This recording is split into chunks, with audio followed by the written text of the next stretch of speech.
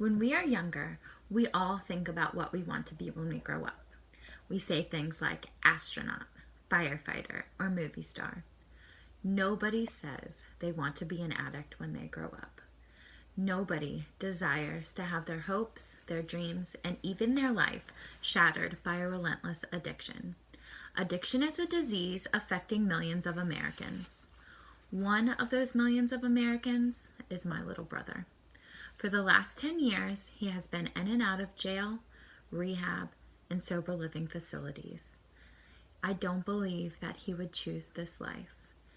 I don't believe that he lies, cheats, and steals just to wind up back in jail, all for a drug that doesn't even do anything for him anymore. He takes heroin now just to stop himself from being sick. I have sat next to him many nights while he cried and begged for his life to end just so he could stop suffering from this addiction.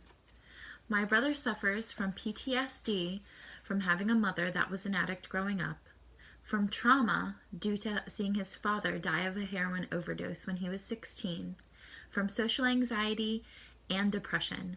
My brother also has dyslexia, which was not diagnosed until he was in high school, and this caused him to eventually drop out of school when he didn't get the help that he needed. Mental health professionals don't want to treat him, and society is constantly making him feel like a failure. I don't treat him that way though. I love him, and I text him regularly to let him know that I'm praying for him and thinking about him, because he is my brother. He is not just an addict. He is a son, a friend, but more importantly, he's a human being. Addicts are everywhere, and addiction does not discriminate. And it is certainly not a choice. Addicts are sick and suffering from an addiction that they are powerless over. The disease of addiction typically stems from a dual diagnosis. I had the privilege of sitting down with Rick Stoltz, who is a licensed clinical social worker at East Ridge Community and Mental Health. He holds a bachelor's and master's degree in social work. He said that 60% or more of the clients he sees have a dual diagnosis. They take a drug to cope with a mental health issue that hasn't been diagnosed, and then they become addicted. This is not them choosing addiction. This is the system failing to properly diagnose and correctly treat individuals. The National Survey on Drug Use and Health, conducted by the U.S. Department of Health and Human Resources, said that 20.1 million Americans suffer from substance abuse. This rounds to 1 in 13 needing treatment. Let me bring this a little closer to home for you. This is the drug overdose death rates by state. The number one state is West Virginia.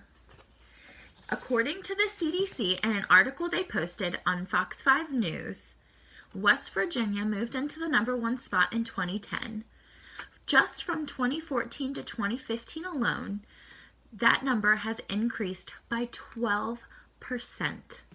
Let me bring this even closer to home. These are the overdose death rates by county.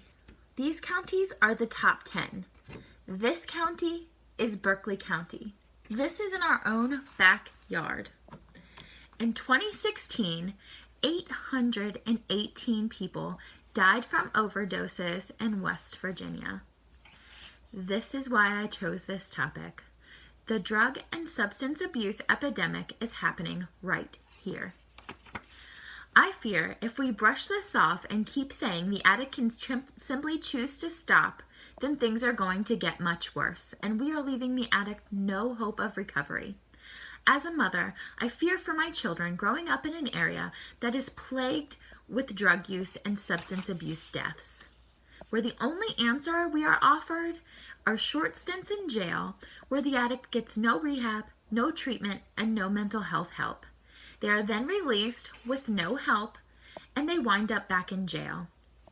Dr. Halpern, who is an instructor in psychology at Harvard University and the recipient of a Career Development Award from the National Institution on Drug Abuse for ongoing research at McLean Hospital's Alcohol and Drug Abuse Research Center, wrote an entire article on why addiction is a disease and not a choice. His article was published in the Psychiatric Times. In his article, he states that if addiction was a choice, when the negative side effects outweigh the positive benefits, the addict would simply stop using. Now, this just doesn't happen in active addiction. He also made a connection between the most overpopulated mental health institutions in the world being jails. We are missing something here. We cannot ignore the evidence of the connection between mental health issues and substance abuse. Dr. Halpern implored his fellow medical professionals not to ignore the most effective models for treatment encompass addiction treatment and emotional well-being treatment. He says that telling addicts that addiction is a choice is negligent. We need to start treating addiction like the disease that it is.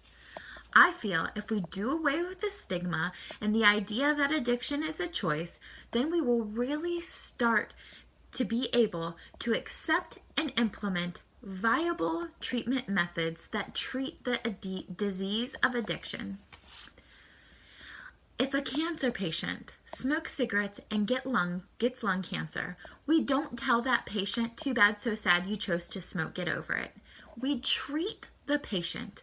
We give them information on cancer, and we hope for the best with them.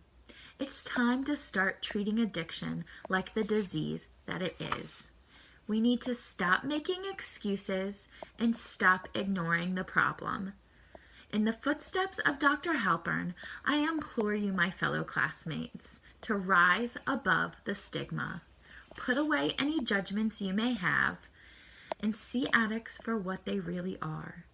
They are struggling, they are sick, and they need help. Be the change that we need to see in the world and in our own backyard. Thank you.